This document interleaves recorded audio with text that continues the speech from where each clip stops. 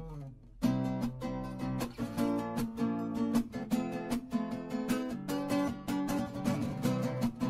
mon frère, bonjour ma sœur, j'espère que tu vas bien. Ce dimanche, nous voyons Jésus qui descend de la montagne et qui s'arrête sur un terrain plat pour parler non seulement à ses disciples, mais à toutes les personnes qui étaient présentes. Et derrière ce passage, je comprends que Jésus n'est pas venu pour une catégorie de personnes. Il n'est pas venu uniquement pour les personnes qui essayent de le suivre. Il est venu pour tout le monde. Jésus, à travers sa parole, est venu sauver l'humanité entière. Il n'est pas venu uniquement pour sauver ceux qui essayent quand même de faire, qui viennent vers lui, les disciples, mais il est venu pour tout le monde. Et sa parole aujourd'hui s'adresse à toi et elle s'adresse à moi. Et nous voyons dans l'évangile de ce dimanche les béatitudes, où Jésus dit « Heureux les pauvres, heureux vous qui souffrez, heureux vous qui êtes persécutés, heureux vous qui êtes dans la tristesse, malheureux vous les riches, malheureux vous qui riez aujourd'hui. » Quand tu entends ces paroles, tu as l'impression en fait que Jésus veut dire que comme moi je suis dans la pauvreté, je suis bien, je suis tranquille, je suis déjà sûr que je serai au ciel.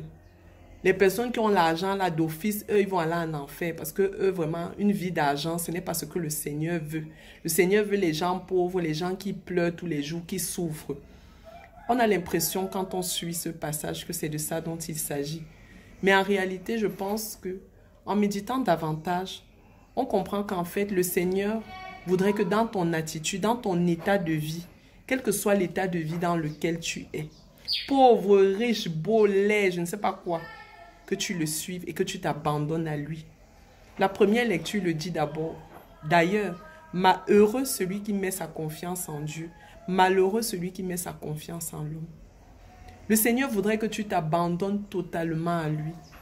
Il ne voudrait pas que tu sois là partiellement et que les biens inutiles et éphémères occupent ton esprit. Non. Nous avons même d'ailleurs vu des pauvres misérables et méchants. Quelle que soit ta condition, quel que soit ton état de vie, le Seigneur voudrait que tu t'abandonnes totalement à lui. Qu'il soit le premier et le centre de ta vie.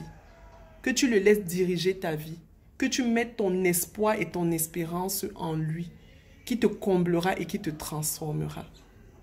Alors là, tu seras heureux. Et c'est pour cela que le Seigneur prend le cas des personnes riches en disant malheureux, parce que nous avons, quand quelqu'un a les moyens, il a tendance à oublier le Seigneur. Mais aujourd'hui, le Seigneur, dans ta condition de richesse, dans ta condition d'abondance, qu'est-ce que tu fais de tes biens? Est-ce que tu les utilises pour la volonté de Dieu? Ou bien est-ce que tu l'utilises pour te servir tes propres plaisirs? Alors aujourd'hui, quel que soit ton état de vie, quel que soit ce que tu vis comme situation, laisse-toi aller dans les bras de Jésus, qui vient et qui te parle à toi, comme il me parle à moi. Je te souhaite un bon dimanche.